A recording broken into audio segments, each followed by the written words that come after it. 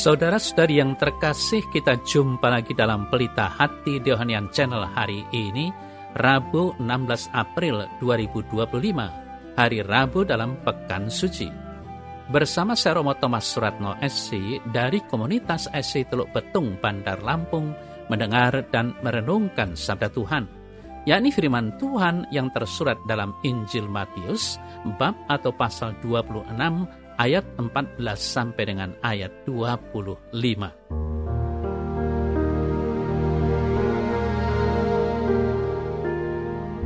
Sekali peristiwa, pergilah seorang dari ke-12 murid yang bernama Yudas Iskariot kepada imam-imam kepala. Ia berkata, "Apa yang hendak kamu berikan kepadaku, supaya aku menyerahkan dia kepada kamu?" Mereka membayar 30 uang perak kepadanya. Dan mulai saat itu ia mencari kesempatan yang baik untuk menyerahkan Yesus.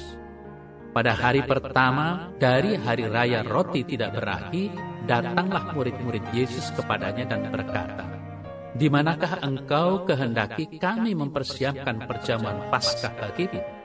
Jawab Yesus, "Pergilah ke kota kepada si Anu dan katakan kepadanya, pesan guru, waktuku hampir tiba.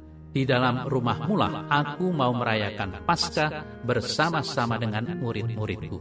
Lalu murid-muridnya melakukan seperti yang ditugaskan Yesus kepada mereka dan mempersiapkan Paskah. Setelah hari malam, Yesus duduk makan bersama-sama dengan ke-12 murid itu.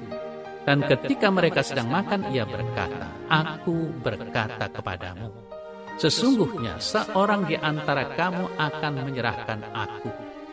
Dan dengan hati yang sangat sedih, berkatalah mereka seorang demi seorang kepadanya, "Bukan aku ya Tuhan." Ia menjawab, "Dia yang bersama-sama dengan aku mencelupkan tangannya ke dalam pinggan ini, dialah yang akan menyerahkan aku. Anak manusia memang akan pergi sesuai dengan yang ada tertulis tentang dia, akan tetapi celakalah orang yang olehnya anak manusia itu diserahkan. Adalah lebih baik bagi orang itu sekiranya ia tidak dilahirkan." Yudas yang hendak menyerahkan dia itu menjawab, katanya, "Bukan aku ya Rabi." Kata Yesus kepadanya, "Engkau telah mengatakannya."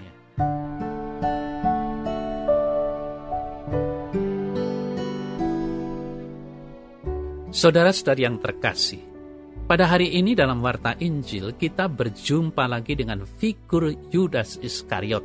Menyebut nama Yudas Iskariot, kita bisa langsung mengingat berbagai label yang diberikan kepadanya. Dia adalah bendahara komunitas Yesus yang tidak jujur, berlagak mau membantu kaum miskin, tetapi ternyata suka menyelewengkan dana komunitasnya. Ia disebut pengkhianat karena bisa menjual Yesus sang gurunya kepada para imam kepala dengan harga 30 uang perak.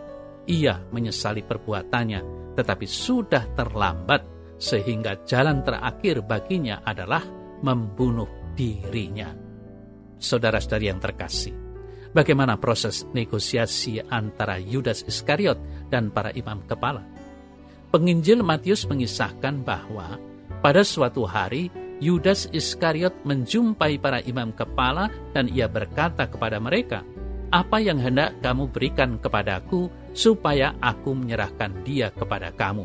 Matius 26 ayat 15. Para imam kepala saat itu membayar 30 uang perak kepadanya.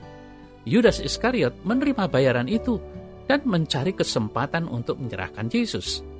Kita melihat bagaimana Yudas Iskariot begitu mudah mengkhianati Yesus gurunya. Dengan harga murah dia menjualnya. Nyawa Yesus hanya dihargai 30 uang perak. Pikiran Yudas hanya pada uang dan uang, sehingga ia menjadi buta dan melakukan kesalahan fatal.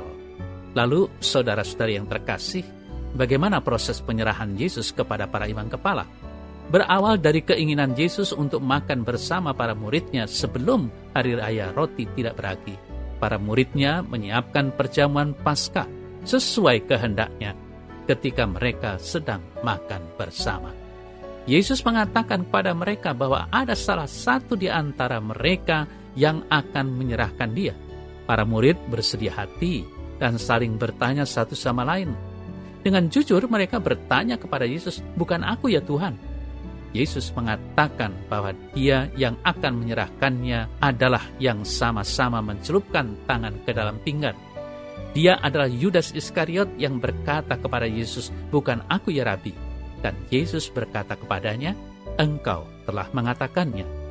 Saudara-saudari yang terkasih, kisah Yudas Iskariot adalah kisah hidup setiap pribadi Anda dan saya.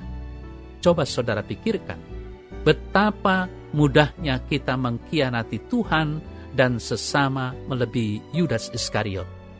Dia mengkhianati Yesus satu kali saja. Kita mengkhianati Yesus dan sesama kita berkali-kali.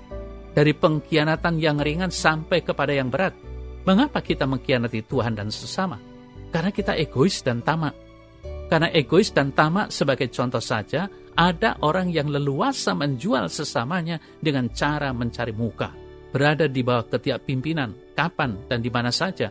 Lihatlah, orang-orang yang tidak jujur di sekitar kita, yang suka makan duit alias melakukan korupsi. Perasaan malu sudah tidak ada lagi pada mereka. Yudas masih bisa menyesal dan bunuh diri, sedangkan para koruptor malah tertawa di depan layar TV. Saudara-saudara yang terkasih, Nabi Yesaya menulis himne hamba Tuhan yang ketiga tentang ketaatan hamba Tuhan.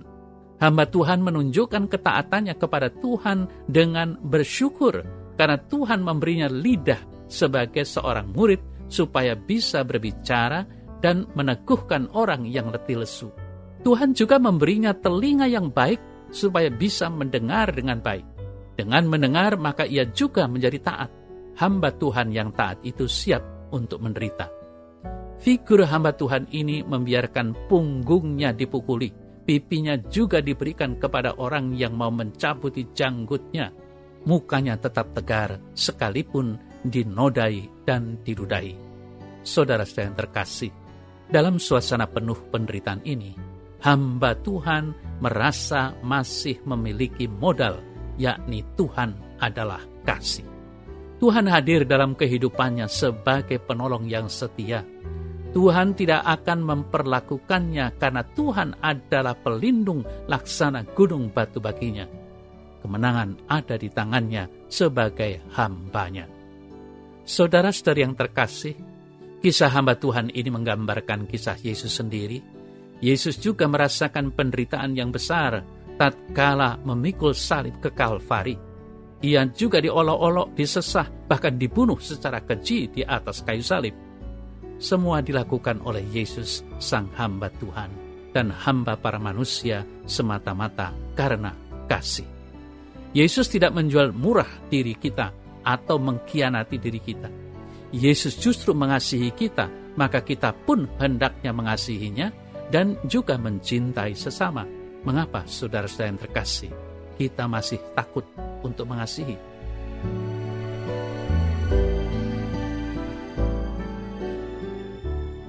Dalam nama Bapa dan Putra dan Roh Kudus. Amin. Ampunilah aku ya Tuhan Yesus, yang telah menjual Engkau berkali-kali hanya untuk mendapatkan hal-hal yang fana, kesenangan duniawi, dan kurang atau tidak memikirkan keselamatan abadi. Amin. Semoga Allah yang Maha Kuasa memberkati saudara dalam nama Bapa dan Putra dan Roh Kudus. Amin.